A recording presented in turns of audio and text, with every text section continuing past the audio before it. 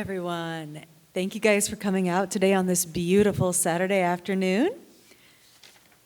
I have the pleasure of introducing and then talking with Kayla Min Andrews.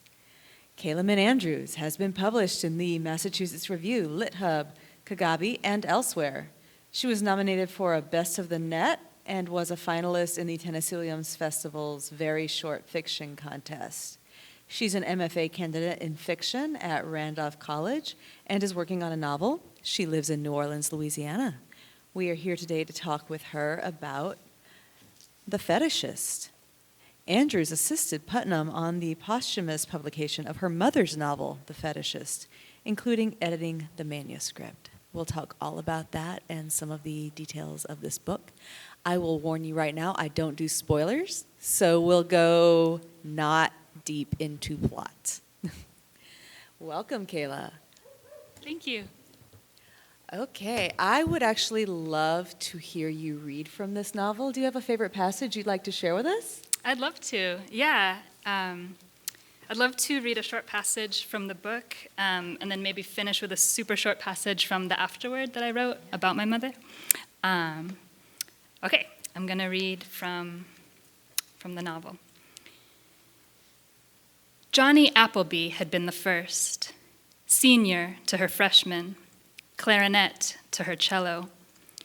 Backstage, he had leaned into her, his clarinetist's embouchure grazing her ear, tickling the tiny hairs of its inner channel.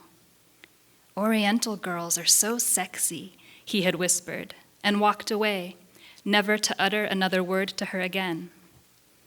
But the damage had been done. Johnny Appleby had sown his seed, impregnating her with his 5-word pronouncement. Oriental girls are so sexy. Blush of pleasure at the implication. She, Alma Sunja Lee, flat-chested, twig-legged, scale-practicing daughter of greengrocers, was Oriental, like a rug, and therefore she was sexy? Was it true that all Asian girls were sexy? And even if it were true, what solace was there in being part of a throng, a teeming corridor of button-nosed, black-haired girls with sallow skin and narrow hips? If they were all sexy, then they were all the same. And if they were all the same, then in what sense was she, Alma Sunja Lee, 9th grade cello prodigy, a distinct entity worthy of individual attention? And yet, the possibility had emerged out of nowhere, from the hot clarinetist's breath of a boy she had barely noticed. The possibility of sexy. And who cared, really, where it had come from? Alma, at 13, had been ready to hear the news. Alma ruefully congratulates herself now, from the other side of that life, reaches back with tenderness and knowing mockery to chuck her younger self under the chin. She could offer advice, beware what you wish for, sister, or solace, you'll have fun. But in the end, all she can do is nod her head to acknowledge the moment, retrospectively recognized and reinforced by repetition, when the promise of a lure had first been offered at the cost of self-erasure, and the twisted roots of racism had become so deeply embedded in desire that she could not dig them out, could not, in truth, distinguish them from the healthy roots. And so Alma finds herself surveying the fetishists she has known over the years. Rice kings, Asiaphiles, victims of that mysterious, incurable disease known as yellow fever. Every Asian woman knows the generic type, but Alma breaks them down into 3 subcategories. 1, the cultural ambassador. Recognized by a pedantic tendency and messianic glint. Accessories may include Chinese character tattoo, usually love, honor, or something meaningless copied incorrectly from a fortune cookie. Buddha beads or Korean War bomber jacket. In the home, joss sticks and an electric rice cooker. Writing of haiku, optional. The cultural ambassador's shtick went something like this. I deeply respect and honor your people. Ni hao. I could tell you were Thai right away. Yeah, I can always tell. Oh, you're Korean? That was my next guess. I took a course in Mandarin Chinese. I have a black belt in karate. I love Vietnamese food. I think Kurosawa is the Asian Spielberg. Your skin is so soft. Your hair is so smooth. Can I touch it? Can I kiss you? In Alma's opinion, there was something almost endearing about the cultural ambassador. In his eagerness to prove himself a connoisseur of all things Asian, Alma read a paucity of confidence, saw the great white void against which was projected this false authority. It was a ransacked specialness he was after, distinction by proxy, and the longing for it moved Alma, even as it annoyed her. 2. The carnal colonialist. Worldly, where the cultural ambassador was naive, charismatic rather than boorish, insinuating as a serpent rather than bumbling like a bear, the carnal colonialist was, in Alma's experience, altogether more sinister. The carnal colonialist lived in a fantasy world of triple X-rated movies, Oriental sex kittens, wild Chinese babysitters, Hong Kong King Dong. They collected woodblock prints of the floating world, obscene netsuke of copulating couples. In her younger days, Alma had succumbed to a few men of this type, and she knew from experience that they wore kimonos instead of robes, favored doggy style, and kept ornate sex gear in the bedroom. Speak dirty to me in Korean, baby. Oh yeah, Hanguk saram chayo. 3. The rational revolutionary. Unlike other rice kings, rational revolutionaries were Black or Latino, and their modes of seduction were politically formulated. My dear, you have simply not lived until you've had an Egyptian, Ghanaian, Senegalese, Dominican lover. You don't, eyes suddenly piercing with indictment, have anything against men of my race, do you? Rubbing their palms together, smiling with only their mouths, rational revolutionaries made discussing politics into earnest foreplay. Sleep with me, and together we will strike a blow against the evils of American cultural and economic hegemony. This was their rousing pickup line. Spurning their advances, then, was not a mere personal matter, but a deliberate turning away from the struggle of oppressed people everywhere. A parade of rice kings, wherever she went, lecherous, treacherous, beseeching, enfolded like origami, bent like bonsai, draped in silk, presenting themselves like gifts to a foreign bride, the other as envoy, as smitten colonizer. Like an heiress with a fortune, then, Alma has learned to be suspicious of all suitors, lest they desire her solely for her luscious yellowness. Whether for cultural status, sexual conquest, or racial solidarity, she would be no one's tiger lily, China doll, geisha girl, baby son, Miss Saigon, Susie Wong, me love you long time, goddamn Madame Butterfly. Except, and here is the thing Alma finds hard to face.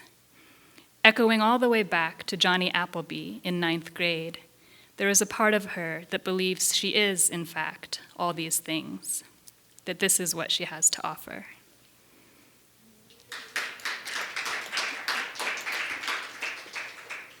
Thank you so much. And if it's all right, I'd love to read a really short part of the afterword that I wrote about my mother to give you a little sense of her since she can't be here with us. So I'm just going to read a very short passage. So this is me writing about my mother who wrote the novel. Mom was not the most practical person. She saw this as a badge of honor. I'm terrible at math, she'd humble brag. Or, I don't understand a thing about the stock market. Or, I hate doing my taxes. Even the word gives me a rash. Her impracticality was a deep claiming of power over her life.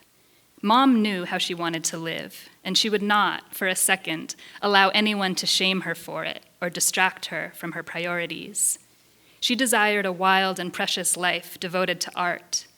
Learning about math or the stock market or taxes would slow her down. Life was too short. Mom always used to half joke that she planned to die young. Her impracticality was also rebellion. Her grandfather was a stern, formidable school principal back in Seoul. Her father became a science professor in the US. Her mother made a brief, brilliant foray into the world of banking. Mom chose a different path. Family lore has it she knew by age 6 she wanted to be a writer.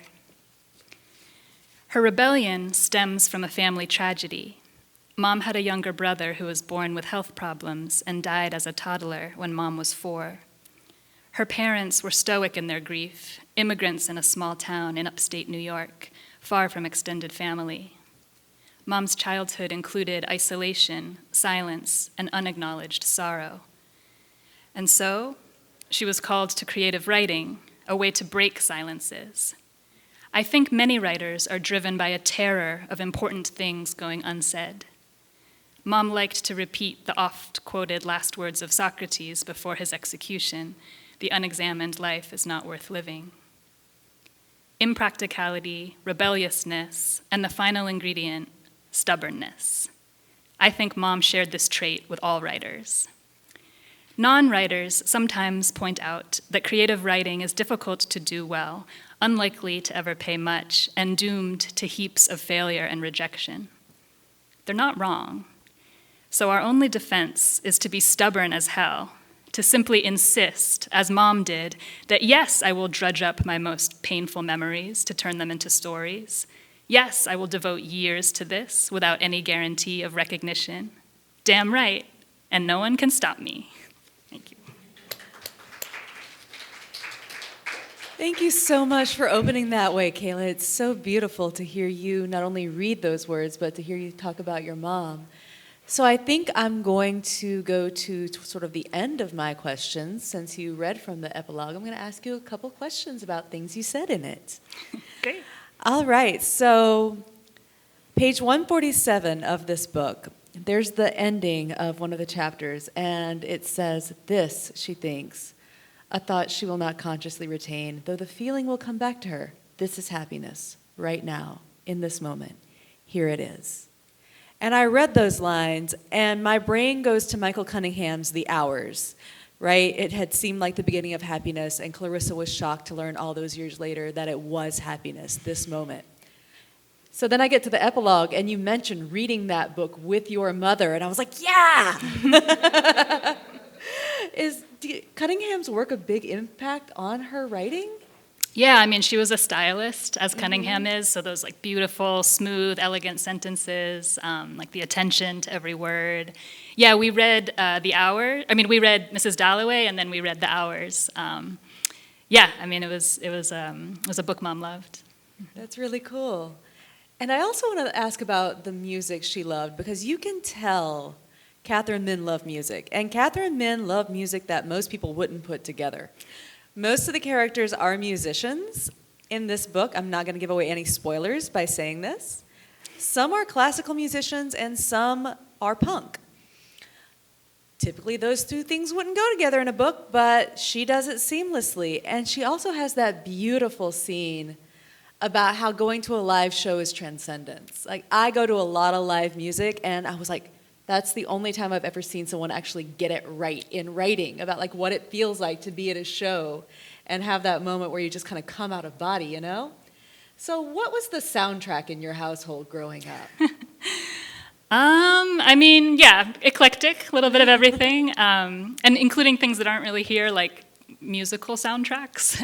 But yeah, definitely punk. My mother studied abroad in England in the 70s, so she discovered punk rock there, and it was something that she loved. And then my stepdad played in a punk rock band and is like an encyclopedia, and so the two of them would like bonded over love of the punk rock, the music and the attitude of it.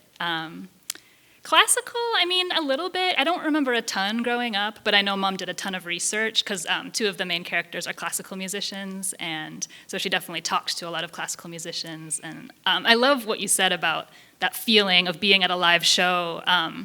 So my younger brother, who has a better memory than I do, he remembers Mom telling him early in the process, like very early in the process, that Mom said, "I want to capture in words what it's like to perform live." She was like, that experience of performing live, I want to put it in words like it's never been done before, or something like that, like very grandiose. And yeah, I think when she describes those moments of live performance, especially with Kyoko, the punk rock musician, but also Alma, yeah, just the sort of that in the moment specialness that you can't get anywhere else. I love those passages. I do too. So in the epilogue, you also talk about the name of Kyoko's band. You say it's not a mistake that she named the band the Yu-Gi-Oh! Mishmas. I probably just butchered that pronunciation. I'm sorry. If you don't know who that is, look it up. And I'm a bad moderator who didn't do my homework and didn't look it up. So can you tell us who the Yu-Gi-Oh! Mishmas was? Yes. So the punk rock musician in the book, her band is called the Yu-Gi-Oh! Mishimas. I had to Google it when I first saw like an early draft. But there are many people who know more than I about this, but based on my Google, Yukio Mishima, grew up kind of in the aftermath of World War II in Japan, and so, it was a tough time for Japan, and basically just formed this strong feeling that the West was hurting Japan, and that the West should get out of Japan, and Japan should belong to the Japanese. And he was a writer, he was a philosopher, he was an activist, and he ended up taking his own life in a protest in a government building, I believe.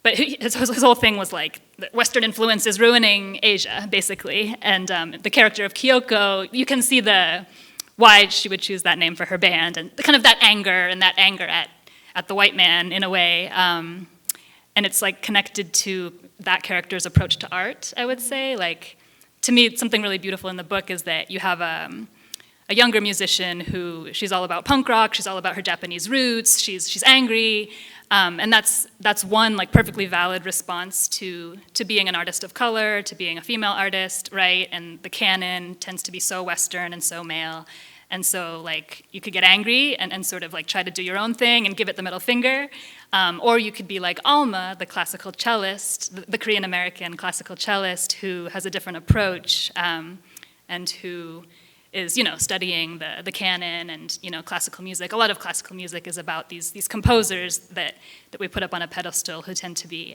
white and male, but like a real reverence for their work, and a real like, I'm going to learn from them, I'm going to study them, I'm going to incorporate what they have to teach me into my own art. And so I see those 2 characters as sort of 2 different approaches to art, as especially artists from marginalized identities. Thank you so much. And continuing the who was vein. In the epigraph, right, that says either it's going very, very well or it's going to be over very, very soon. Attributed to Joshua Heifetz. Am I pronouncing that correctly? I actually did not Google the pronunciation. So we're going to say it. So can you tell us who that was, and any ideas about why that sort of sets the tone for this text? Yeah, I love that quote. Either it's going very, very well, or it's going to be over very, very soon. I feel like that fits so many scenarios, and especially love, maybe. And so it's attributed to Heifetz, who is a really famous within the classical music world Russian-American violinist. Some say the best violinist ever, but based on his Wikipedia page, he sounds like a character and like a very colorful personality. Yeah. Yeah, and it was for me giving she was good, she was very, very good, but when she was bad, she was horrid. It gave shades of that. And so then, of course, a few pages later, there's the author's note. And basically, in the author's note of this book, your mom describes it as a fairy tale, right? It's a fairy tale of sorts. There's a sleeping beauty, there's a giant, there's an ogre, there's a hero. And, it has a happy ending, depending on where you put the end. So thinking about that, who would you say is the hero and who is the ogre? Because I could not figure it out. I could figure out the Sleeping Beauty. I could figure out the giant. I could figure out the buried treasure. But like, part of me doesn't want Daniel to be the hero. But he might be. Could I read the afterword for them as a way of stalling, so I can think about that question? I mean, not the author's note. The author's note. Yeah, You can totally read the author's note. I was going to summarize. This is a story, a fairy tale of sorts, about 3 people who begin in utter despair. There is even a giant, a buried treasure, a tiny one, a hero held captive, a kind of ogre, a tiny one, and a sleeping beauty. As with most fairy tales, poison is involved, as is a certain suspension of time. Time, a tricky current, medium of buoyancy and stagnation, slick and sticky, fluid, fixative, a prison of its own, an enchanted tower, a strange country once visited to which we can never return. And because it is a fairy tale, it has a happy ending for the hero, the ogre, and the sleeping beauty, and for the giant too. After all, every story has a happy ending, depending on where you put the end. I love that so much. Okay, you want me to tell you like which is? I think like we know the buried treasure, right? Which I won't give away, and then the giant. We know the giant. The giant. Yeah, the hero held captive. I mean, I think we know who's held captive, but I agree. I don't think of him as the hero of the novel in a larger sense. The ogre. So the clue is that it's a tiny one. So to me, that's Kyoko. Yeah. Okay. Perhaps because she's the one holding him captive. Yeah, and then Sleeping Beauty, we know who that is. Yeah. Yeah, and I like that idea of Kyoko as ogre because of the O sound in both the word Kyoko and ogre. I think she might have been giving Another us a clue clue, there. yeah. The tiny one. She's a tiny little lady. Kyoko She's is very petite. small. Yes. But thinking about like I don't want Daniel to be the hero, I found like she did that so well because I was rooting for him the whole time, even though he was kind of gross. How do you feel like she did that? Like, sort of made a character who's kind of gross, but you really want him to succeed. You're like, I'm rooting for you. We all are rooting for you. Right, and part of it is probably because he's funny. Like, he's genuinely funny. He loves puns, which also my mom loved puns. And like, I don't know, he's kind of laughing at himself in a way throughout all of his suffering and trials. So I don't know, I think probably Mom was incapable of writing any character that was going to be like flat or one note. And so I think there's kind of a humanity and like a generosity of spirit that she gives to every character that she focuses on. But I know what you mean, and like I'm glad you say that because I don't want people to think, I mean, you know, the title, I don't know, you might think like, oh, the point is to like demonize the white male character, and it's like, no, like it's just a bunch of flawed humans, and I think that comes across, you know, we're all flawed and doing our best, and life is a mess, and no one's any exception to that. So, yeah, you might think that he would be the character to be skewered, but she gives him a lot of depth and nuance and humanity. Yeah, she does. And also, she mentions in this little author's note at the beginning, poison. Poison is involved, which brings us, no spoilers, but let's just say pufferfish. Play a very large role in this text. One particular pufferfish plays a very large role. And the cover. Can we talk a little bit about the cover design? Yes, I'd love to. Yes. Yeah, so fugu, as it's called in Japan, is it's a delicacy. It's the meat of this fish, but it contains a deadly neurotoxin. So if the chef doesn't prepare it right, you could die within seconds. So, it's kind of a very macho food. It's like a thrill-seeking kind of food. More than one, shall we say, Western male tourist has like gone to Japan and like, yeah, I'm gonna eat this fish, and like as a way to sort of collect these like thrilling, exotic experiences. So I think it fits really well with the overall theme of the book. And yeah, this was my stepdad's idea. So my mom's partner, when we were trying to decide on a cover, it's hard to, like how do you visually, and so there were a lot of ideas being thrown around, but then none of them felt right. And then my stepdad, Greg, was like, what about a blowfish? And we were all like, yeah. Yeah, blowfish. Yeah, I love how it's sort of like beautiful but ugly and like fierce, but like the expression also, I like how it's kind of ambiguous. Like this fish is angry, this fish is scared, this fish is, I feel like the mouth is very suggestive. It almost looks like a bodily orifice of a different kind. And I don't know, like there's just such a frankness to it. And can you tell the story about the cover, the Megan's child? Yeah, go ahead. So it's when you were talking about the expression on the fish's face. My 8-year-old saw this book in the car and goes, "Oh, that fetishist face looks like a cross between anger and surprise." And I realize he thinks the fetishist is the type of fish, and there is no way to disabuse him of this notion in an age-appropriate manner. So for the next few years, he's going to think fetishist is fish. I had to write the school just in case. Also, hooked on phonics worked for him because he'd never seen that word at all and pronounced it correctly. Awesome. You're raising them right. You're building vocabulary among 8-year-olds. I don't know if that was the goal, but yes, it does. It looks like a cross between anger and surprise. Totally that agree. Is an apt description, 8-year-old child. And I'm sure since this is on camera, we're going to show him this in 4 years when he knows what a fetishist actually is. Yeah. Yes, it's just a blowfish, that's all. And I love the fact that you started talking about, how the blowfish, or not blowfish, pufferfish, blowfish, yeah, they're the same thing. Mm-hmm. Sort of stands in the middle of, the novel and all that, and could really stand for something else. Because the placement of the blowfish chapter, when we first see him introduced, it's almost at the exact dead center. And it's always fascinating to me where authors put, sort of these larger things. So was the placement of that chapter in the dead center? Do you know if that was the plan all along, or if there was, a different way that she was thinking about structuring that? So the fish maybe came earlier or later.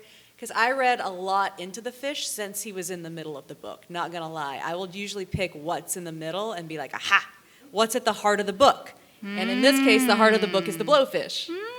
That's so cool. I hadn't quite thought of it that way. Mm-hmm. Yeah, I mean, like as Mom was writing this book, she was sending me chapters as she was writing them, but they weren't in the same order that they appear. Like, so I kind of saw each piece as she was writing it, and then, when I saw the whole thing assembled, I was like, wow, because just the way it's all these short chapters, and it goes back and forth between different characters' storylines, so there's kind of a propulsion to that. And so, I actually didn't realize that the fish is exactly in the middle. You're talking about when it first appears? Yeah. That's so interesting. I can only speculate. Cool. Okay, I've got 2 more, and then we're going to open it up to y'all. So there's a character, her name's Alma. I'm not giving it away to tell you this part. But basically, she names herself. Her given name is not Alma. And I kept waiting for it. I'm like, what's the given name? What's the given name? And it's never given to us. It is, actually. In the part I read, it's kind of thrown in there. Alma Sunja Lee. So Sunja. Oh, okay. Yeah, but it's never used, like no one ever uses it to talk to her. Yeah, exactly. So thank you, because I completely missed that. I thought that maybe that was like a middle name or something, but not the given name. Okay. Now I've got to go back and reread. Can you tell us a little bit about why she named herself Alma? Because I don't know the relationship she was describing between the two. Yes. So because, she's a classical musician, she's very aware of the marriage of Gustav and Alma Mahler. So Alma Mahler was a composer herself, but then when she married Gustav, he was like, well, you're my wife now, so your job is now to support my career, and you're not going to compose anymore. And she did. And so Alma, the character, the classical cellist, when she was choosing a Western name for herself, she chose the name Alma to remind herself of this, like as a cautionary tale, right? And to be like, I'm never going to do that. Like, I'm never going to support a man's career and put my own second. Like I'm the artist. I'm the genius. And she tells her violinist boyfriend early in the relationship, she tells him the story, and she's like, so, it's really important to me. I'm not going to marry a genius. I'm the genius. And he was like, okay, I see why you're dating me. I know, I love their relationship. I really do. That's why I was cheering for it the whole time, even as he's coming for us. Totally. Because the way they banter is so great. Yeah. Like, how could you not want that to go on forever? Exactly. Like the way that your mom writes dialogue between those two, it's so like you feel like you're almost a fly eavesdropping just in the conversation that happens so beautifully and naturally, and the way it flows back and forth. Yes, and the way it's like captures so perfectly that tension between like, we're fighting, we're flirting, this is turning me on, this is pissing me off, and like, Yep. yeah. So in the epilogue, going back to that, you talk about how now you are writing fiction, and I was wondering how bringing this book into the world is impacting your own writing. Yeah, it's been a whirlwind. It's been a really intense journey for me, and it's still going, in a lot of ways. But yeah, basically, I was always around writing, growing up with my mom as a writer, and did it somewhat in childhood, but then didn't for many years as an adult. And then as my mom was dying of cancer, like literally as I was sort of with her, not trying to think about anything else, the thought just popped into my mind, like, what are you doing? You've always wanted to be a writer, like, why aren't you doing it? And it was somehow connected, like her courage and knowing that she had lived the way she wanted to live, and like the sadness of losing her, but also tempered with like, well, at least, she did what she needed to do with the time that she had, and she's proud of how she lived. And I don't know, it just made me realize like, oh, I want to be writing. And so I really only started writing in earnest after she died. And so there were a couple years where I was just kind of like writing, doing my thing, trying to figure it out, and then started talking to people about this novel and like the process of bringing it out. Suddenly I was like working on her novel too at the same time as my own, and it brought me in touch with, it's still bringing me in touch with people, with awesome readers, writers, people in the book industry, and like, yeah, it feels like a gift. It feels like I'm helping mom, and like, but it also feels like it's something she's giving me in a way, and like it's a way in which she's still mothering me in a way, like, okay, get out there into the world and like believe in yourself and use your voice and like speak up about what matters to you. And it's just so perfect that I got to kind of do that for her, and it feels like a generous act, and it's also sort of like hopefully pumping me up and getting me ready to one day do it for myself. Absolutely. What are you working on now? So I've been writing a lot of nonfiction, like personal essays, and partly about like mom and this whole process, and kind of finding my voice as a writer. And then also I have a novel that I'm almost have a draft of. So yeah. We'll be back here in 2 years talking about Kayla Min Andrews' first novel. I'm speaking it into existence right now. That's what I'm doing. Thank you. I spoke a friend's book into existence a couple years ago, and it actually happened. So okay, yeah. So you've got the touch. I'm All trying. Right. I'm really trying. I'm honored. Anybody have any questions? All right, we got Rooks, and then Brittany. This one sort of follows on what you were just saying, so it's like, I'm going to pick. Awesome. But so I found that when working on books and stuff like that editors have their own voices too, and how much that does and does not come through is a choice, right? And so I was just wondering, especially with the process, like this personal and this relevant, to you actually know the person in a way that an editor never could. Yeah. It's like how that, the development of your own voice and your editorial voice, like at the same time, make that into a question. Yes. I mean, right. It's obviously different than any editor. Like, it's different than a typical editor-writer relationship, obviously. So I feel like a lot of the humor in this book feels like, similar to how Mom and I joked around my whole life. Or like, Mom and I also like had a very close relationship, and we would read books out loud together, like as a child, but also as an adult. And like she would read drafts to me out loud sometimes. And so it was like a very writerly mother-daughter relationship, and so in that way it felt natural. Like we were always looking at stories together and looking at language together, and right away when I read her draft, like I had an idea for a scene to add at the end, and I was like, and I worked with an editor at the publishing company who happened to be like the perfect editor, Sally Kim, Korean-American woman, who like reminds me of my mom in certain ways, like really strong woman. And so it was awesome to get to work with her. And so, so I ran everything by her, but she was like, yes, write that scene. And she had some cool insights about like just little things to move around, or like how to add sentences here and there to kind of reinforce certain arcs throughout the novel.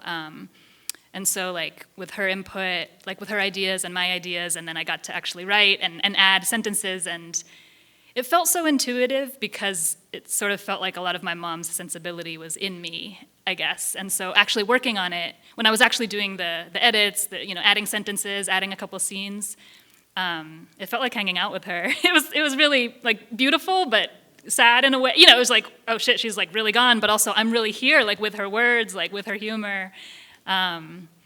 And so that was a really intense kind of conjuring experience where as I was writing, I would sort of imagine her and I like reading it out loud, or I would read it out loud and like imagine what she might say, or she'd be like, is that one too many adjectives? And I'd be like, you're right, and like, and so it happened like that, yeah. All right, Brittany had a question, and then Louis. Yes, the passage you read at the beginning where Alma categorizes her ideas, the different types of fetishes. Well, I remember when I read that part, I then started trying to put the different male characters into the categories, and I felt like Kyoko's workman pretty clearly fit into the cultural connoisseur. And then, if we're calling him a fetishist, we don't know what his other relationships look like. But I never could really place Daniel. And where do you think Alma would place Daniel? And how did she feel about him in that respect? Yeah, it's a great question. I mean, yeah, it's definitely not like every man is one of these, right? But yeah, I mean, I think Daniel has never been with an Asian woman before when he gets together with Alma. So it's more like after Alma is when he like goes on his string of conquests and like seems to only like a certain type. But so I don't think she knows him that way. She doesn't know that version of him. So I'm not sure, but that's a really great question, and it is fun to sort of speculate about those things, yeah. Louis, what's your question? Yeah, first of all, I have to confess, I have not had the privilege of some degree of attached to the Red book, or to know Organ, but I was introduced to her work by Megan. But in listening to you describe some of the work, you raised a little curiosity, and you talked about the types of music that exists in the world, some classical and some punk, both of which, yeah, from this standpoint of not having entered that world, are so unlike. And then the thought about your son's definition of fetish, of it being angry and surprised. So I wonder if there's a tie-in between how you would do what Megan said, tie it in so seamlessly somehow, the two types of music, and how that dance plays in the story. I'm curious as to the story of that.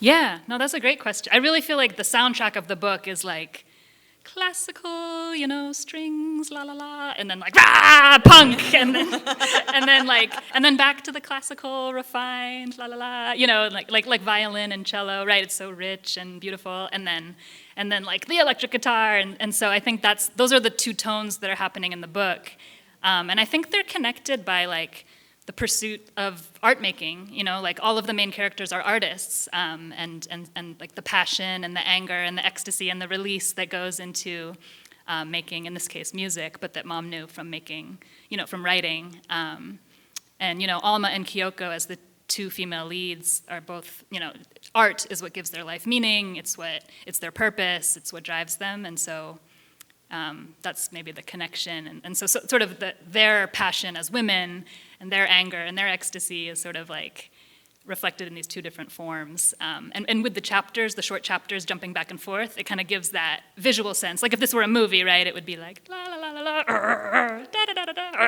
and like kind of has a propulsion to that. Yeah. Emily. There's so many things I want to say, but I was going to ask because you're also writing your own work, and I first met you first before I met your mom, and through her work. Did working on your mom's work so intimately, as you were sort of remembering and recognizing her voice talking to you, did it help you sort of be like, this is my voice, this is who I am as a writer? Did it kind of help you like cement like what you're interested in writing about and your characters and your voice? Interesting. Yeah, it did make me notice that my style is a lot more like kind of concise, shorter sentences, like pared down style, at least for the novel I'm working on now. But I think it also, working on this kind of loosened me up, where I was just like, oh, you can try it. Why not try it? Why not have like a really long sentence with 5 commas and, 3 em dashes? Or why not, kind of sweepingly, cast like judgments about the characters in an ironic way? Or I don't know, just play with it. So like this, I got to play with it with this, which I'm sure will affect like future writing of mine. Yeah.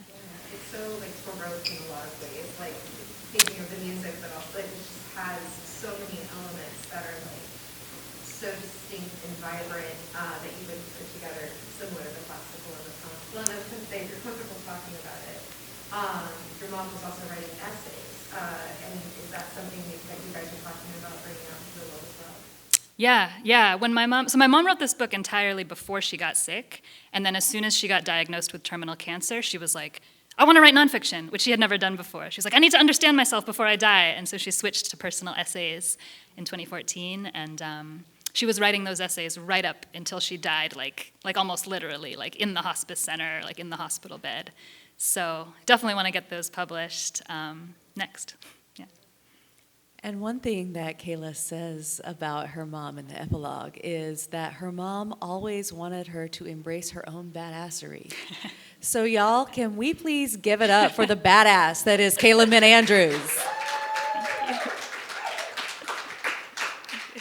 And if you'd like to continue the conversation with this beautiful badass, she will be signing books at the Cavalier House Book Tent at 3 o'clock. Thank you so much, Megan. Thank you.